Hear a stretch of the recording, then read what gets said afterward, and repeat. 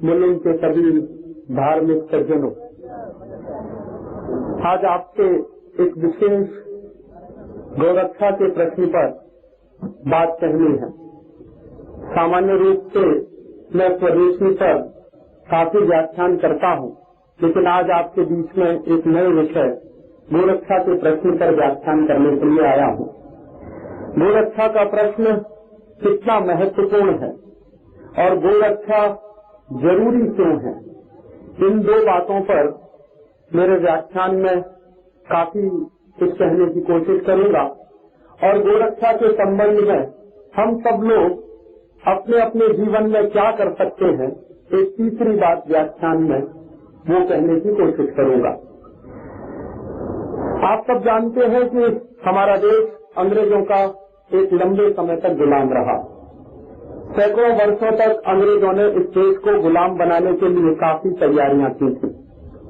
पिछले कुछ वर्षों से भारत देश की गुलामी और अंग्रेजों ने भारत में क्या किया, इसके बारे में हम लोगों ने, हमारे कुछ साथियों ने 50,000 से ज्यादा कुछ दस्तावेज इकट्ठे किए हैं।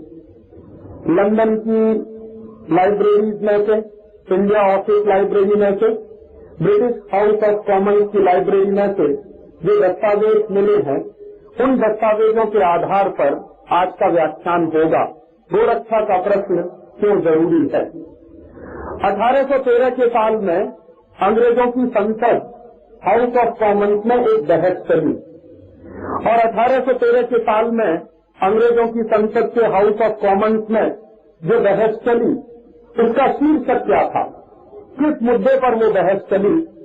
उस बहस का मुद्दा था how to Christianise India, Bharat को ईसाई कैसे बनाया जाए। इस मुद्दे पर ब्रिटेन की संसद में 1813 के साल में एक बड़ी बहस चली। 24 जून 1813 को वो बहस पूरी हुई और 24 जून 1813 को जब वो बहस पूरी हुई तो उस बहस में एक प्रस्ताव पारित किया गया। वो प्रस्ताव यही था कि भारत को ईसाई बनाना है।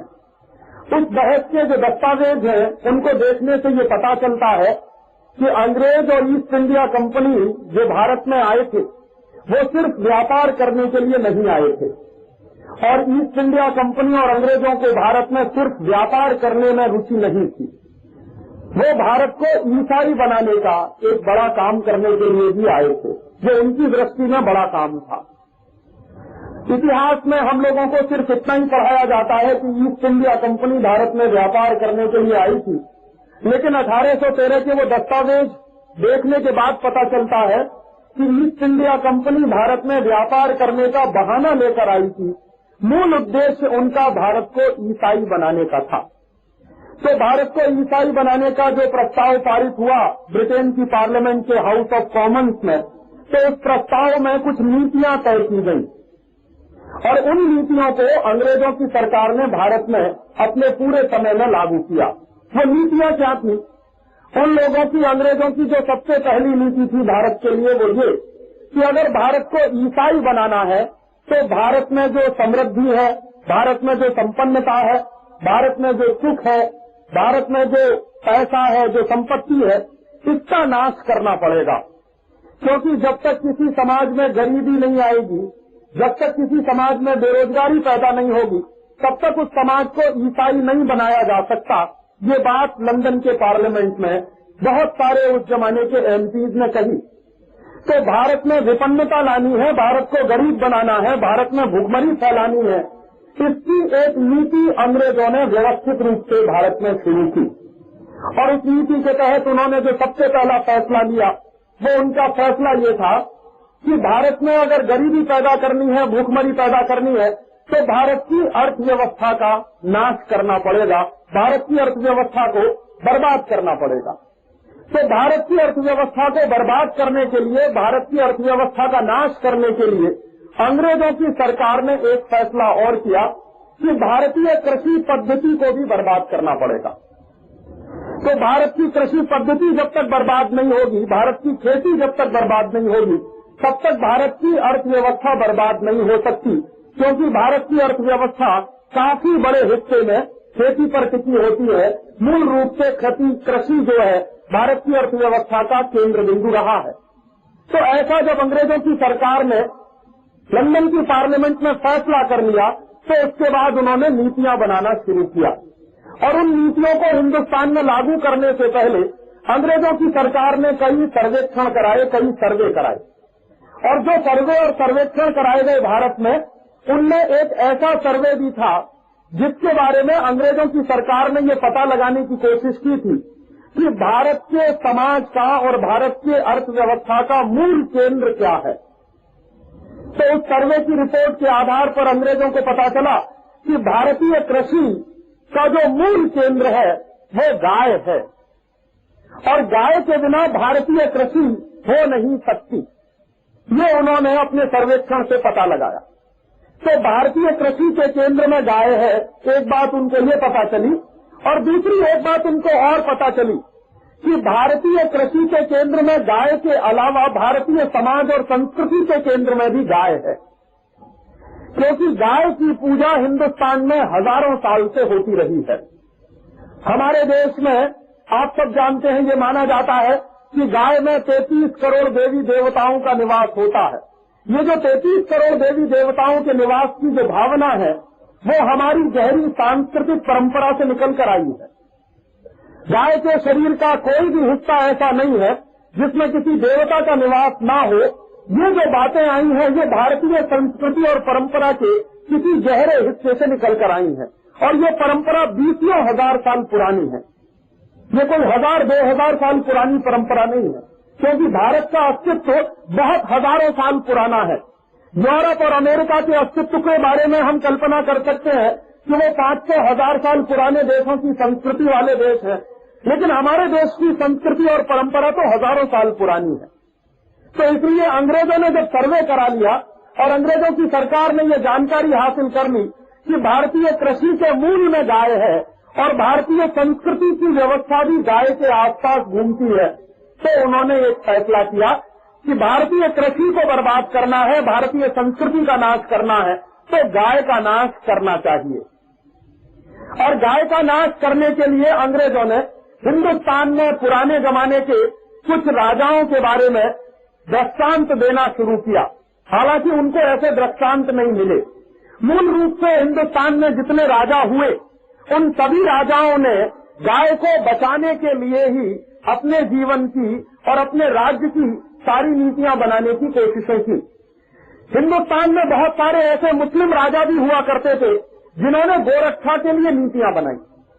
और मुस्लिम राजाओं की जो विशेषता थी वो ये थी कि बहुत सारे मुस्लिम राजा ये मानते थे कि भारतीय समाज में अगर कोई व्यवस्था टिकेगी तो वो तभी संभव है जब भारतीय समाज की परंपराओं के अनुरूप शासन होगा।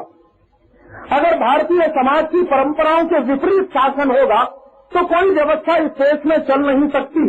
ये बात बहुत सारे मुस्लिम राजा जानते थे और उस बात का उन्होंने अपने जीवन में, अपने राज्य में लागू करने की कोशिश की थी। अंग्रेजों ने बहुत खोजा, लेकिन मुस्लिम समाज में और मुस्लिम समाज के राजाओं के बीच में भी उनको गोरक्षा के लिए काम करने वाले बहुत सारे मुस्लिम राजाओं के दृष्टांत मिले और वैसे दृष्टांत हिंदुस्तान के इतिहास में भरे पड़े।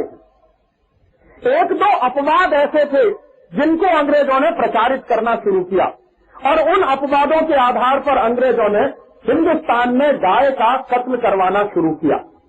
गाय का कत्ल करवाने के पीछे अंग्रेजों के मन में जो मूल नीति थी वो सबसे महत्वपूर्ण यही थी कि भारत की कृषि का, भारत की अर्थव्यवस्था का नाश करना है। और वो गाय का कत्ल करवा के फिर गाय के मांस को अंग्रेजों की फौज को खिलाया जाने लगा। बड़े पैमाने पर हिंदुस्तान में गाय का कत्ल अंग्रेजों ने शुरू करवाया और उस गाय के कत्ल का मांस अंग्रेजों की सरकार और उस सरकार के अधिकारी, अंग्रेजों की फौज, अंग्रेजी की फौज के सिपाहियों को दिया जाने लगा। तो धीरे धीरे नतीजे क्या निकलने लगे कि गाय की संख्या कम होती चली गई, गोवंश का नाश शुरू हो गया। बीच के दौर में अंग्रेजों की सरकार को एक महत्वपूर्ण सच्चाई का पता चला और वो महत्वपूर्ण सच्चाई क्या थी? अंग्रेजों की सरकार को पता चला कि गोवंश का अगर नाश करना है तो गाय का नाश करने से ज्यादा जरूरी है नंदी का नाश किया जाए। बुल का नाश किया जाए, जो सांड होता है उसका नाश किया जाए। और अंग्रेजों का एक अधिकारी था, उस अधिकारी ने इस बात को अपनी एक रिपोर्ट में लिखा कि हम गाय का कत्ल करते रहें और गाय को मरवाते रहें तो गाय पैदा होती रहेगी।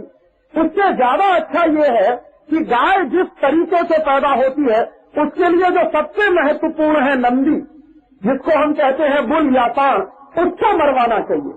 अगर नंदी का कत्ल होगा, अगर बुल नहीं रहेगा भारतीय समाज में, तो गाय की पैदाइश में कमी हो जाएगी। ये बात जब अंग्रेजों को पता चल गई तो उन्होंने फिर गाय से ज्यादा नंदी का कत्ल करवाना शुरू किया। और एक विशेष दृष्टि से इस देश में अंग्रेजों ने विशेष कत्ल कारखाने खोले, जिनमें सिर्फ नंदियों का कत्ल हो, सिर्फ बुल को काटा जाए, सिर्फ सांडों को काटा जाए। और उन कत्ल कारखानों को चलाने के पीछे उनकी दृष्टि बहुत स्पष्ट थी कि अगर बुल नहीं रहेगा, नंदी नहीं रहेगा, तो गाय भी नहीं रहेगी। तो इसके लिए बहुत बड़े पैमाने पे अंग्रेजों ने हिंदुस्तान में बुल का कत्लेआम शुरू करवा दिया। एक तरफ गाय का कत्लेआम, दूसरी तरफ बुल का कत्लेआम, और इस तरह तीसरे हिस्से में गोवंश का कत्लेआम भी हिंदुस्तान में बहुत बड़े पैमाने पे शुरू हो गया। 1850 के आसपास हिंदुस्तान में गाय के कत्ल के प्रश्न को हिंदुस्तान के बहुत सारे धर्म गुरुओं ने उठाना शुरू किया। और हिंदुस्तान में जिन लोगों ने गाय के प्रश्न को उठाना शुरू किया उनमें आर्य समाजी लोग थे, उसमें सिख पंथ के बहुत सारे लोग थे, उसमें हिंदू धर्म की बहुत सारी दूसरे मजहबों के, हिंदू धर्म के मानने वाले बहुत सारे जो संप्रदाय हैं, जो अलग अलग मत हैं, उसके लोग भी थे। और उन्होंने इस गाय के प्रश्न को मुद्दा बनाया। अंग्रेजों ने इस गाय के प्रश्न को हिंदुस्तान की अस्मिता के साथ जोड़कर ये भी कहना शुरू कर दिया कि गाय काटी जाए, बुल काटा जाए तो हिंदुस्तान की अस्मिता भी खत्म होती चली जाएगी, क्योंकि ये अस्मिता के मूल केंद्र में है। तो फिर गाय का कत्ल 1850 के बाद अंग्रेजों ने इसलिए शुरू कराया ताकि हिंदुस्तान की जनता को नीचा दिखाना। पहले गाय और बुल का, नंदी का कत्ल इसलिए करवाया गया कि हिंदुस्तान की अर्थव्यवस्था को बर्बाद करना है, कृषि को बर्बाद करना है। दूसरे बार में अंग्रेजों ने ये इसलिए शुरू करवाया कि हिंदुस्तान की जनता को ठेस पहुंचानी है, उनकी भावनाओं को तोड़ना है। तो भारतीय जनता की भावनाओं को तोड़ने के लिए, भारतीय जनता की भावनाओं को ठेस पहुंचाने के लिए एक बड़े पैमाने पर कत्ल कारखानों की शुरुआत की गई। अंग्रेजों के जमाने के दस्तावेज बताते हैं कि अंग्रेजों की सरकार ने पूरे हिंदुस्तान में कुछ ऐसे 350 कत्ल कारखाने खुलवाए जिनमें गोवंश का नाश होता था। अंग्रेजों के जमाने के कुछ दस्तावेज बताते हैं कि कितना गोवंश का नाश अंग्रेजों के जमाने में होता था। 30 वर्षों में 1910 से लेकर 1940 के साल में कुल लगभग 10 करोड़ से ज्यादा गोवंश का कत्ल अंग्रेजों की सरकार ने कराया। लगभग 30 वर्षों में 10 करोड़ गोवंश का जो कत्ल अंग्रेजों ने कराया, उसके बारे में अंग्रेजों की पार्लियामेंट में और अंग्रेजों के अधिकारियों ने जो चर्चाएं की हैं, उसके दस्तावेज मेरे पास हैं और हम लोग कोशिश कर रहे हैं कि उसके आधार पर एक पुस्तक बने। बहुत जल्दी वो पुस्तक आपके बीच में आ जाएगी। तो वो जो 10 करोड़ गोवंश का कत्ल कराया, उसके बारे में अंग्रेजों की सरकार ये कह रही है कि अगर ये 10 करोड़ गोवंश का आज कत्ल हो जाएगा तो आने वाले जमानों में करोड़ों गोवंश का नाश इस तरह से हम आगे बढ़ा सकते। तो इस तरह से ये नीति आगे चलती रही और हिंदुस्तान के बहुत सारे धर्म और मजहबों के लोग गाय को बचाने के लिए आंदोलन भी करते रहे। आप सब जानते हैं हिंदुस्तान में जो क्रांति हुई थी, उस क्रांति की जो पहली चिंगारी लगी थी 1857 में बैरकपुर की छावनी में जब मंगल पांडे को फांसी की सजा हुई थी, तो मूल प्रश्न गाय का ही था। उस गाय के मूल प्रश्न से हिंदुस्तान की क्रांति की शुरुआत हुई थी और बाद में वही मूल प्रश्न हिंदुस्तान की आजादी का प्रश्न बन गया था। आप सबने इतिहास में इतना तो पढ़ा ही होगा कि मंगल पांडे को फांसी की सजा क्यों हुई थी। मंगल पांडे एक आर्य समाजी नौजवान था, स्वामी दयानंद के विचारों से बहुत ज्यादा प्रेरित था। तो आर्य समाजी नौजवान होने के कारण वो अपने मन में उतना ही धर्मनिष्ठ था जितना हिंदुस्तान के दूसरे सामान्य लोग हो सकते। गलती ये हुई कि मंगल पांडे ने अंग्रेजों की फौज में नौकरी कर ली और अंग्रेजों की फौज में नौकरी करते हुए एक दिन मंगल पांडे को पता चला कि जो कारतूस अंग्रेजों की सरकार देती है इस्तेमाल करने के लिए, उन कारतूसों पर गाय की चर्बी लगी होती है और गाय की चर्बी लगाए हुए कारतूसों को मुंह से खोलना पड़ता था, उसके बाद बंदूक में चला दे पड़ते थे। तो मंगल पांडे को जिस दिन ये पता चला कि वो जो गाय की चर्बी लगाए हुए कारतूसों को मुंह से खोलता है और उसके बाद बंदूक में उसको लगाना पड़ता है, तो उसने मन में फैसला किया कि गाय की चर्बी के कारतूसों को मुंह से इस्तेमाल करने से ज्यादा अच्छा है कि मैं ऐसी नौकरी को छोड़ दूं। लेकिन उसके मन में एक प्रतिशोध भी पैदा हुआ कि जिन अंग्रेज ऑफिसरों ने उसको बिना बताए हुए सालों साल उसके मुंह से गाय की चर्बी के कारतूस खुलवाए हैं, उन अंग्रेज ऑफिसर्स को वो जिंदा नहीं छोड़ेगा, ऐसा भी उसने एक संकल्प लिया। तो मंगल पांडे ने हिम्मत की और जिस अंग्रेज ऑफिसर के माध्यम से उसको कारतूस दिए जाते थे, जिन कारतूसों पर गाय की चर्बी लगाई जाती थी, उन कारतूसों को लेने से उसने इनकार कर दिया। तो बाद में उसके ऊपर दबाव पड़ा और उस दबाव के तहत एक दिन उस मंगल पांडे ने अपने उस अंग्रेज पुलिस ऑफिसर की हत्या कर दी, गोली मारकर, जिस अंग्रेज ऑफिसर के माध्यम से उसको गाय की चर्बी के कारतूस दिए जाते थे।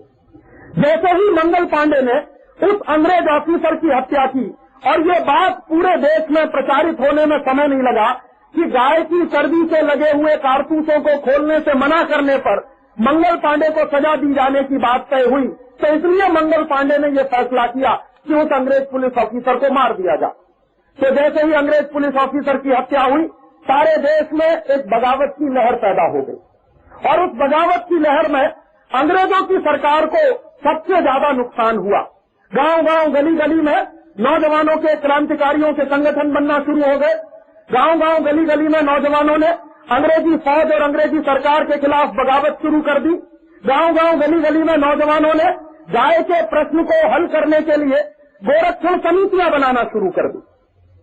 बहुत कम लोग जानते हैं कि 1857 की क्रांति में गाय का प्रश्न एक बहुत महत्वपूर्ण प्रश्न हुआ करता था।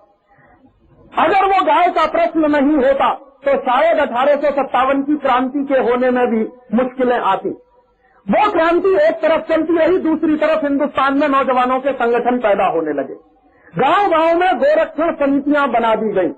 1870 तक आते आते हिंदुस्तान में कोई भी ऐसा गांव नहीं था जहां पर गोरक्षण की समिति न बनाई गई हो। अंग्रेजों का एक खुफिया विभाग होता था, अंग्रेजों का एक डिपार्टमेंट होता था जो सीक्रेट रिपोर्ट इकट्ठी करता था। उस डिपार्टमेंट के माध्यम से अंग्रेजों ने एक सर्वे कराने का काम शुरू किया और वो सर्वे काफी समय तक चला इस देश में। तो अंग्रेजों के खुफिया विभाग ने जो रिपोर्ट इकट्ठी की, जो रिपोर्टें उन्होंने बनाई, वो रिपोर्ट बाद में 1893 के साल में लंदन भेजी गई और लंदन की सरकार और लंदन की पार्लियामेंट में उस रिपोर्ट पर जो चर्चाएं हुई, उस रिपोर्ट के कुछ हिस्से हम लोगों को भी मिले हैं। कुछ दस्तावेज जो हम लोगों ने इकट्ठे किए हैं, उसी में उन रिपोर्ट के कुछ हिस्से हैं। तो वो रिपोर्ट ये बताती है, अंग्रेजों की जो इकट्ठी की गई है, कि अंग्रेजों का खुफिया विभाग बता रहा है कि 1870 के साल तक हिंदुस्तान के गांव गांव में गोरक्षण समितियां बन चुकी और 1890 तक आते आते हिंदुस्तान में करीब करीब उस जमाने में 7.5 से 8 लाख गांव हैं। तो वो बता रहे हैं कि इतनी ही करीब करीब गोरक्षण समितियां हैं और कोई भी गोरक्षण समिति ऐसी नहीं है जिसमें कम से कम 5 से 10 नौजवान शामिल न हो। और अंग्रेजों की खुफिया रिपोर्ट ये कह रही है कि गोरक्षण समिति में शामिल जो नौजवान है, उनमें एक भी नौजवान ऐसा नहीं है जो गाय के प्रश्न पर मरने के लिए तैयार न हो। तो एक बाजू में गांव गांव में गोरक्षण की समितियां बन रही है, दूसरे बाजू में हिंदुस्तान में क्रांति की बगावत और क्रांति की लहर चल रही है। ये दोनों चीजें एक साथ इस देश में चल रही है। 1893 के साल तक आते आते ये गोरक्षा का आंदोलन बहुत प्रबल हुआ और गोरक्षा का आंदोलन इतना प्रबल हुआ कि अंग्रेजों की सरकार को लगने लगा कि अब शायद हिंदुस्तान छोड़ना पड़ेगा, भारत से जाना पड़ेगा। तो 1893 के साल में अंग्रेजों के यहाँ के जो अधिकारी थे, उनमें एक गवर्नर था, एक वॉयसराय जैसा अधिकारी माना जाता था, उसकी वॉयसराय की हैसियत होती थी, उसका नाम था लैंसडाउन। तो लैंसडाउन ने एक रिपोर्ट दे दी अंग्रेजों की पार्लियामेंट को। वो रिपोर्ट भी हम लोगों के पास है और उसको भी हम पुस्तक के रूप में छापने की कोशिश कर रहे हैं। तो 1893 के साल में जो लैंसडाउन रिपोर्ट भेज रहा है ब्रिटिश पार्लियामेंट को, उस रिपोर्ट का जो शुरू का हिस्सा है वो यही बता रहा है कि अब अंग्रेजों को भारत में राज्य करना बहुत मुश्किल हो जाएगा, क्योंकि गांव गांव में गोरक्षण समितियां बन चुकी हैं। गांव गांव में इतना बड़ा आंदोलन खड़ा हो गया है कभी भी ये बगावत दावानल का रूप ले सकती है और अंग्रेजों की सरकार शायद उसमें जलकर भस्म हो जाएगी। ये एक अंग्रेज ऑफिसर लैंसडाउन लिख रहा है ब्रिटिश पार्लियामेंट को भेजे गए कुछ रिपोर्ट में। तो ब्रिटिश पार्लियामेंट में उस रिपोर्ट पर चर्चा हो रही है और उस रिपोर्ट पर चर्चा होते हुए उस जमाने की जो रानी है विक्टोरिया जिसका नाम है, वो विक्टोरिया ब्रिटिश पार्लियामेंट के जो एमपीज हैं उनको निर्देश दे रही है और वो निर्देश क्या है वो हमको समझने चाहिए। तो आज के इस प्रश्न का हम लोगों को स्वरूप भी समझ में आएगा। विक्टोरिया कह रही है 1893 में लंदन के पार्लियामेंट के हाउस ऑफ कॉमन्स में कि हिंदुस्तान में गाय का कत्ल तो जारी रहना ही चाहिए। अंग्रेजों का ऑफिसर कह रहा है लैंसडाउन कि गाय का कत्ल करना मुश्किल है और वो रिपोर्ट भेज रहा है ब्रिटिश पार्लियामेंट को कि गाय का कत्ल अगर यहाँ करते चले गए हम लोग तो यहाँ राज्य करना मुश्किल हो जाएगा। तो ब्रिटेन की महारानी विक्टोरिया कह रही है पार्लियामेंट के अंदर 1893 के साल में कि गाय का कत्ल तो बहुत जरूरी है। क्यों? गाय का कत्ल करने से हिंदुस्तान की अस्मिता, भारत की अस्मिता नष्ट होती है और भारत के लोगों का अस्तित्व भी नष्ट होता है, उनका गौरव भी नष्ट होता है। सीधी सी बात है कि जो केंद्र बिंदु में है आपके देश में गाय, अगर उसका कत्ल किया जाए तो आपकी भावनाओं को भी ठेस पहुंचती है, आपकी भावना भी आहत होती है। तो विक्टोरिया कह रही है कि ये तो बहुत जरूरी है और इसको और आगे बढ़ाया जाना चाहिए। तो कैसे आगे बढ़ा सकते हैं? तो लैंसडाउन रिपोर्ट में लिख रहा है और वो कह रहा है एक महत्वपूर्ण बात जो मैं आज आपसे कहने की कोशिश कर रहा हूं। लैंसडाउन की रिपोर्ट बताती है जो ब्रिटिश पार्लियामेंट में गई है कि गाय को बचाने के लिए हिंदू भी लड़ रहे हैं, मुसलमान भी लड़ रहे हैं। हिंदू और मुसलमान दोनों मिलकर 1870 के साल से गाय को बचाने के आंदोलन में लगे हुए हैं। राजस्थान में आप जाइए, राजस्थान में मुसलमानों की एक जाति है, उसको कहते हैं राठ। ये राठ जो जाति है मुसलमानों की, ये किस इलाके में रहती है? ये राठ जाति मुसलमानों की राजस्थान के बीकानेर के आसपास के इलाके में सबसे ज्यादा पाई जाती है। आज भी आप राठ जाति के मुसलमानों के बीच में चले जाइए तो उनकी पूरी आजीविका गाय के दूध और गाय के घी की बिक्री पर चलती है। तो राठ जाति के मुसलमानों के लिए गाय उनकी आर्थिक उपजीविका का सबसे महत्वपूर्ण साधन है। इसलिए राठ जाति के मुसलमान 1870 के साल में गाय को बचाने के आंदोलन में लड़ रहे हैं। और ऐसे ही आप चले जाइए, राजस्थान में एक दूसरी मुसलमानों की और जाति है, उसको कहते हैं मेव। जो मेव जाति के मुसलमान है, राजस्थान और हरियाणा का एक इलाका ही कहलाता है जिसका नाम है मेवात। तो मेवात वो इलाका है जिसमें मेव जाति के मुसलमान रहते हैं। तो मेव जाति के मुसलमान भी गाय को बचाने के आंदोलन में 1870 के साल से शामिल है। राठ जाति के मुसलमान भी गाय को बचाने के आंदोलन में 1870 के साल से शामिल है। माने क्या है? गाय को बचाना सिर्फ हिंदुओं का काम नहीं, गाय को बचाने के लिए मुसलमान भी लड़ रहे हैं। और उस जमाने के बड़े बड़े मुसलमानों के जो मौलवी हैं वो सब कह रहे हैं कि गाय बचेगी तो हम बचेंगे। माने उनकी आर्थिक जीविका का साधन है।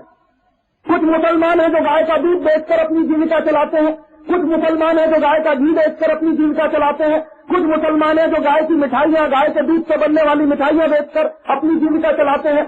तो हिंदू भी लड़ रहे हैं गाय को बचाने के लिए, मुसलमान भी लड़ रहे हैं गाय को बचाने के लिए, हिंदुस्तान की तमाम दूसरी जातियां लड़ रही हैं गाय को बचाने के लिए। ये अंग्रेजों की रिपोर्ट में लैंसडाउन ने लिखवाया और वो रिपोर्ट जब ब्रिटिश पार्लियामेंट में पहुंची तो रानी विक्टोरिया ने उस पर एक टिप्पणी की। 8 दिसंबर 1893 को विक्टोरिया ने एक चिट्ठी लिखी लैंसडाउन को। वो चिट्ठी हम लोगों के पास है, उसकी फोटोकॉपी हम लोगों के पास है। हाउस ऑफ कॉमन्स की लाइब्रेरी में से वो चिट्ठी हम लोगों को मिली। वो चिट्ठी का पहला पैराग्राफ क्या है? विक्टोरिया लिख रही है कि हिंदुस्तान में गाय का कत्ल बंद नहीं होना चाहिए और हिंदुस्तान में गाय के कत्ल के बहाने हिंदू और मुसलमानों के बीच में एक दरार पैदा करनी चाहिए। अंग्रेजों की हमेशा से नीति रही है बांटो और राज करो, डिवाइड एंड रूल। तो अंग्रेजों की वो जो नीति है बांटो और राज करो की, उस नीति के तहत विक्टोरिया चिट्ठी लिख रही है लैंसडाउन को कि मुसलमानों को इस बात के लिए प्रोत्साहित किया जाना चाहिए कि वो गाय का कत्ल करें। क्यों? अगर हिंदुओं को यह पता चलेगा कि मुसलमान गाय का कत्ल कर रहे हैं तो हिंदू और मुसलमानों के बीच झगड़े शुरू हो जाएंगे, और हिंदू और मुसलमानों के बीच जब झगड़े शुरू हो जाएंगे तो अंग्रेजों की सरकार टिकेगी और उसको राज्य करने से कोई रोक नहीं सकता। तो एक जमाने में 1870 से 1893 तक जो मुसलमान हिंदुस्तान की गाय को बचाने के आंदोलन में लगे हुए हैं, फिर अंग्रेजों की नीतियों के कारण मुसलमानों को गाय का कत्ल करने के लिए प्रोत्साहित किया जाए, ये रानी की चिट्ठी है लैंसडाउन के लिए, और वो चिट्ठी हम लोगों के पास है। सबूत है, प्रमाण है, इसके आधार पर मैं ये कह रहा हूं कि अंग्रेजों ने हिंदू और मुसलमानों के बीच में झगड़ा कराने के लिए, हिंदू और मुसलमानों के बीच में दरार पैदा करने के लिए मुसलमानों को गाय काटने के लिए प्रेरित किया। और वो कैसे किया, उसकी नीति भी जानिए। लैंसडाउन को जब रानी की चिट्ठी मिली तो लैंसडाउन ने एक नीति बनाई, और नीति क्या बनाई? लैंसडाउन ने यह फैसला किया कि अंग्रेजों के चलाए गए जितने कत्ल कारखाने हैं, उन कत्ल कारखानों में नौकरी सिर्फ मुसलमानों को दी जाएगी, ताकि पूरे हिंदुस्तान में इस बात का प्रचार किया जाए कि हर कत्ल कारखाने में देखिए गाय काटने का काम मुसलमान कर रहे हैं। तो अंग्रेजों ने बाकायदा नीति बनाई, और उस नीति के तहत अंग्रेजों के हर तरह बनाए गए कत्ल कारखाने में मुसलमानों को नौकरी देने का काम शुरू किया।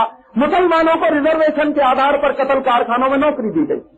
जब मुसलमानों ने कत्ल कारखानों में नौकरी करने का काम शुरू कर दिया, काफी मुसलमानों को अंग्रेजों ने जबरदस्ती मारकर पीट कर गाय का कत्ल करवाने के लिए तैयार किया। सामान्य रूप से कोई मुसलमान उसके लिए तैयार नहीं था। उस जमाने में जब मुसलमान गाय का कत्ल करने के लिए तैयार नहीं थे तो अंग्रेजों की सरकार ने मुसलमानों को मारना, पीटना, उनको धमकाना, उनको तरह तरह की लालच देने का काम शुरू करवा दिया।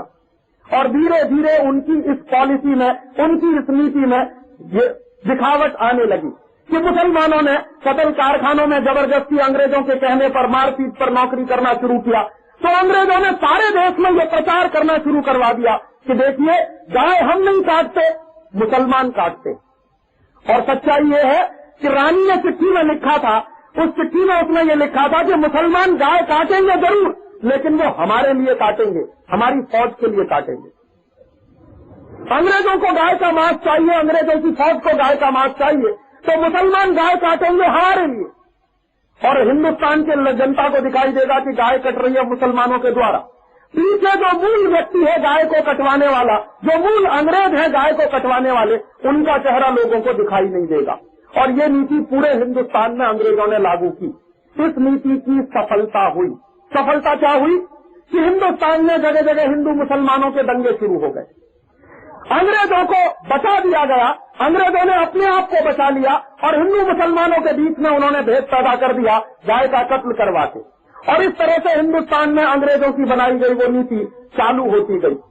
आजादी मिलने के शुरू के दौर में क्या हुआ कि हिंदुस्तान के बहुत सारे नेता थे जो गाय बचाने के प्रश्न पर सबसे ज्यादा उद्वेलित थे।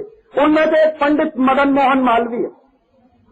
महामना मदन मोहन मालवीय के पूरे आंदोलन के केंद्र में गाय हुआ करती थी। स्वामी दयानंद सरस्वती के पूरे केंद्र में गाय हुआ करती थी। हिंदुस्तान में महात्मा गांधी ने तो इस बात को कई बार कहा। गांधी जी ने जब अपना आंदोलन शुरू किया, उस आंदोलन के शुरुआत में और आंदोलन के बीच में और आंदोलन के बाद में भी कई बार महात्मा गांधी ने ये कहा कि स्वराज्य से ज्यादा महत्वपूर्ण है गोरक्षा। ये गांधी जी ने कई बार कहा कि स्वराज्य से ज्यादा महत्वपूर्ण है गोरक्षा, और मेरे लिए गाय का कत्ल ऐसा ही है जैसे किसी व्यक्ति का कत्ल किया जा रहा। ये गांधी जी ने कई बार कहा। तो हिंदुस्तान के आजादी की लड़त लड़ने वाले तमाम नेताओं के लिए गाय का प्रश्न बहुत ही केंद्रीय प्रश्न था, बहुत मूलभूत प्रश्न था। तो गांधी जी जैसे लोगों ने गाय के प्रश्न को उठाया, स्वामी दयानंद, मदन मोहन मालवीय जैसे लोगों ने गाय के प्रश्न को उठाया, लोकमान्य तिलक ने गाय के प्रश्न को उठाया। और इन लोगों के गाय के प्रश्न को उठाने के पीछे एक ही परंपरा थी कि जो हिंदुस्तान में 1870 में क्रांति हुई थी, बगावत हुई थी 1857 में और 70 के बीच में जो आंदोलन चले थे, वो गाय के प्रश्न को लेकर महत्वपूर्ण आंदोलन चले थे। तो आगे भी इस देश में ये महत्वपूर्ण काम होता रहेगा। बीच में आजादी की लड़ाई की ऐसी घड़ी आई कि जब लोगों को लगने लगा कि अंग्रेज देश छोड़कर चले जाएंगे और अंग्रेजों को हिंदुस्तान छोड़कर जाना पड़ेगा। तो अंग्रेजों को देश छोड़कर जाना पड़ेगा, ऐसी बात दिखाई देने लगी 1940 के साल से। 1940 से एक साल पहले एक बहुत महत्वपूर्ण घटना हुई जिसका जिक्र मैं करना चाहता हूं। लाहौर एक शहर है, पहले हिंदुस्तान का हिस्सा था, अभी पाकिस्तान में है बंटवारे के बाद। लाहौर शहर में अंग्रेजों ने एक कतल कारखाना खोला 1939 के साल में, और वो कतल कारखाना यंत्रीकृत था, मैकेनाइज्ड था, और बड़े पैमाने पर उसमें गौर नंदी का कत्ल हो सकता था, ये अंग्रेजों ने फैसला किया था।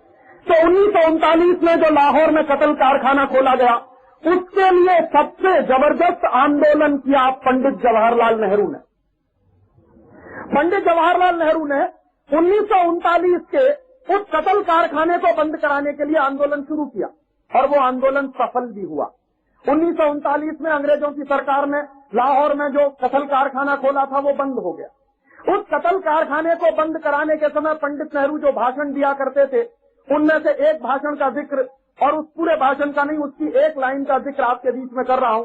पंडित नेहरू कहा करते थे कि जब मैं जानवरों का कत्ल होते हुए देखता हूं तो अंदर से मेरी आत्मा चीत्कार करती।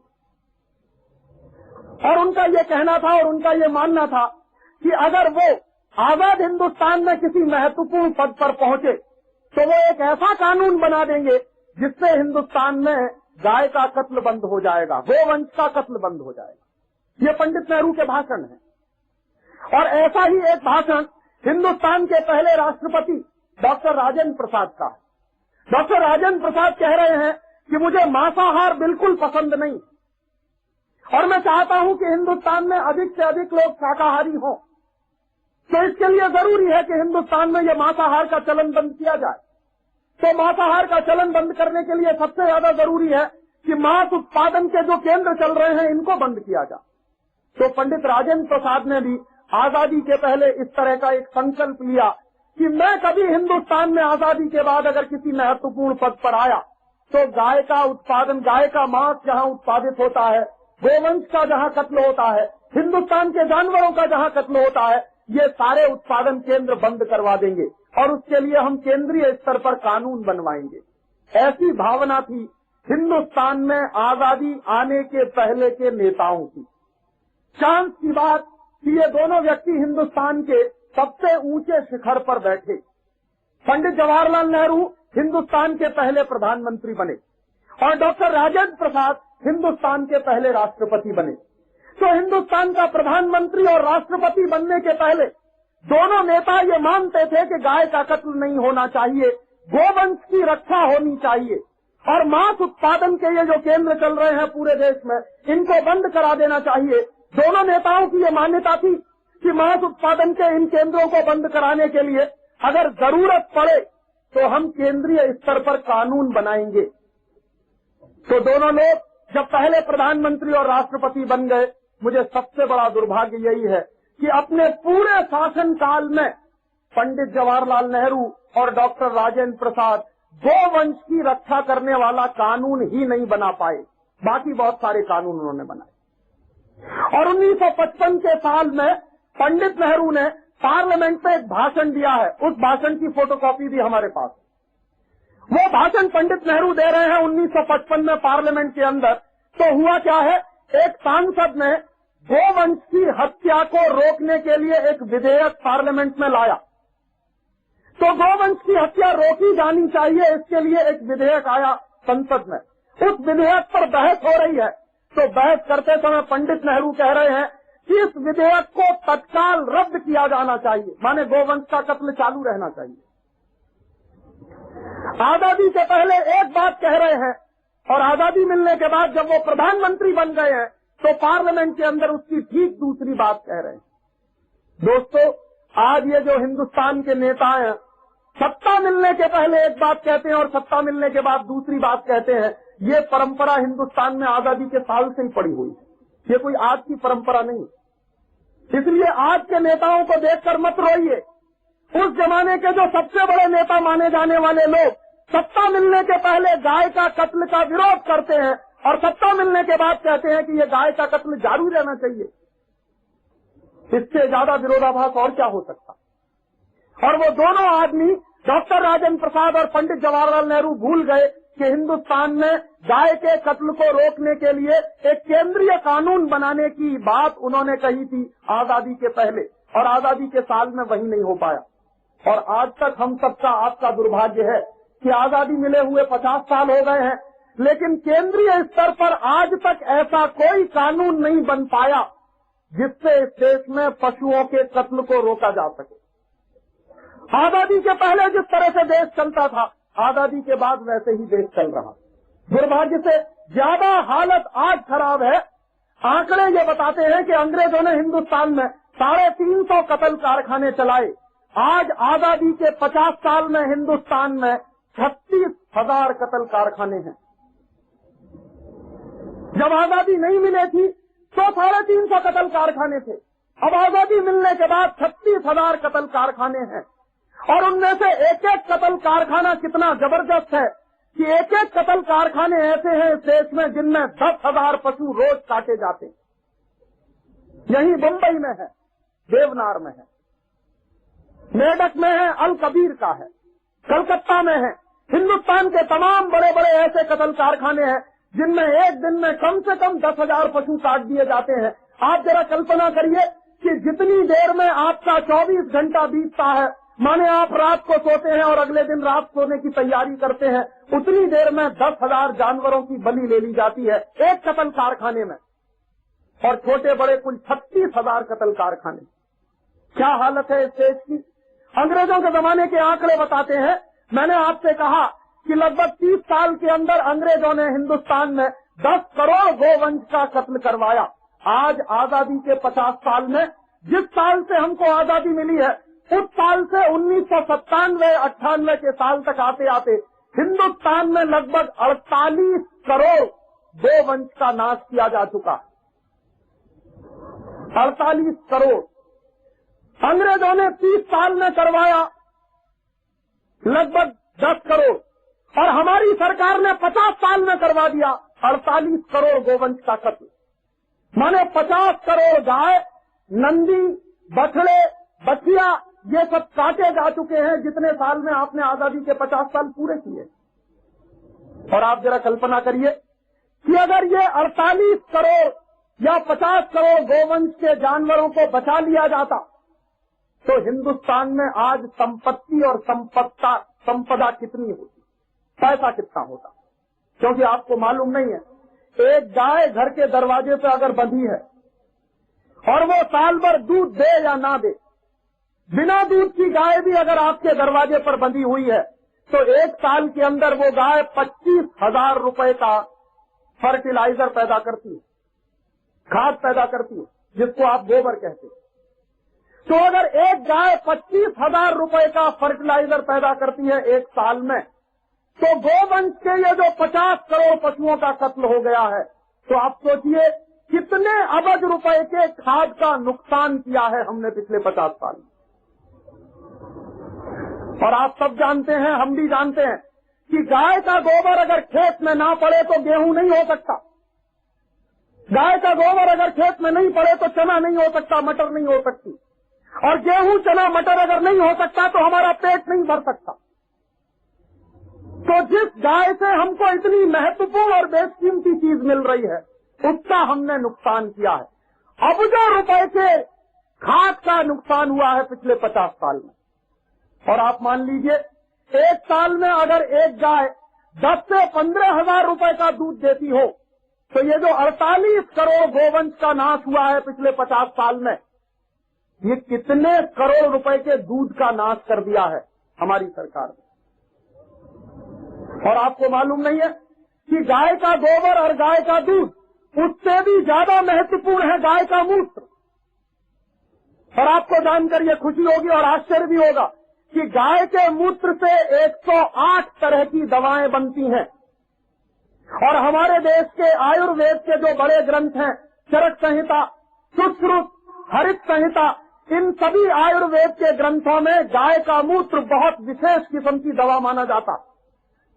दुनिया में एक बीमारी है, उसका नाम है डायबिटीज, और ये डायबिटीज नाम की बीमारी का कोई इलाज नहीं है होम्योपैथी में, कोई इलाज नहीं है एलोपैथी में, और कोई इलाज नहीं है दुनिया की किसी पैथी में। डायबिटीज को कंट्रोल तो किया जा सकता, लेकिन उसका इलाज करना बहुत मुश्किल है।